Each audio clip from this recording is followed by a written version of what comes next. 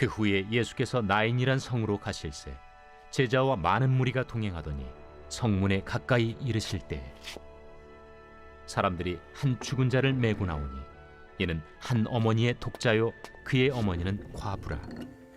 그 성에 많은 사람도 그와 함께 나오거늘 주께서 과부를 보시고 불쌍히 여기사 울지 말라. 가까이 가서 그 관에 손을 대시니 맨 자들이 서는지라. 청년아, 내가 네게 말하노니 일어나라. 하심에 죽었던 자가 일어나 앉고 말도 하거늘 예수께서 그를 어머니에게 주시니 모든 사람이 두려워하며 하나님께 영광을 돌려 이르되 큰 선지자가 우리 가운데 일어나셨다. 하나님께서 자기 백성을 돌보셨다. 예수께 대한 이 소문이 온 유대와 사방에 두루 퍼지니라. 당신은 곡을 잘 하는가? 장례식에 참석하는 사람들, 특히 여성들은 아마도 가능한 큰 소리로 울면서 곡을 할 것이다. 그것이 오늘날에도 세계 많은 나라에서 상식이다. 물론 서구권의 사람 대부분은 그런 식으로 애도하지 않는다. 그렇지만 당신이 그날 거기 나인성의 무리 가운데 있었다고 상상해보라. 죽은 남자는 어머니의 마지막 희망이었다.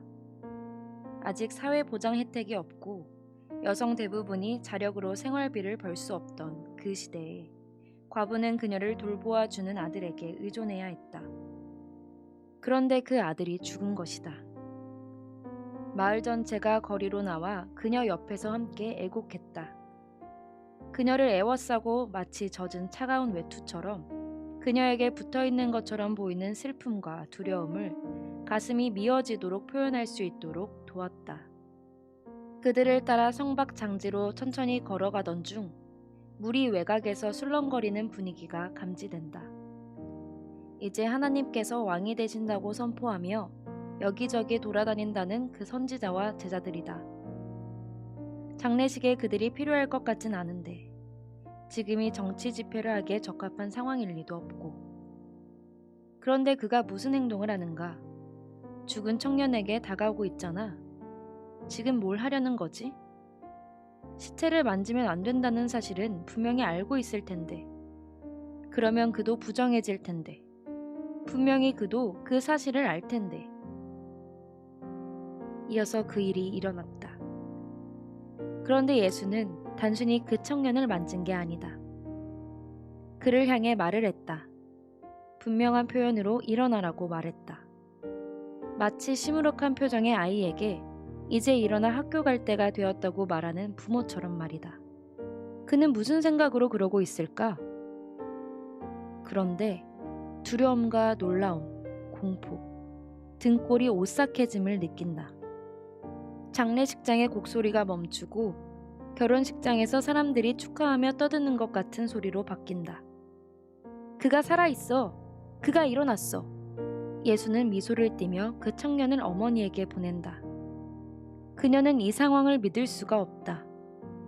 울어야 할지 웃어야 할지 기절해야 할지 혼란스럽다. 하지만 금세 아들을 껴안고 이어서 예수를 껴안는다. 장례 행렬이 흩어진다. 수십 개의 벌집을 모아놓은 것보다 더한 웅성거림이 들린다. 하지만 온통 웃음과 포옹뿐이다. 무슨 일이 일어난 것인가? 하나님께서 자기 백성을 구출하러 오셨다. 하나님께서 한 선지자를 세우셨다. 이건 모두 사실이다. 하나님께서 왕이 되고 계신다. 그런데 예수가 군중을 가로질러 뒤로 걸어오시더니 당신 옆에 멈추신다.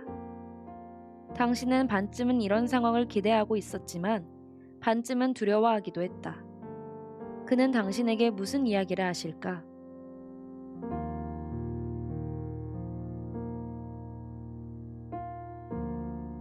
오늘의 기도. 주님 말씀하소서. 주의 종이 듣겠습니다. 세상에서 말하는 죽음은 주님과 상관이 없음을 고백합니다. 주님께서 주시는 생명을 누리게 하소서. 아멘.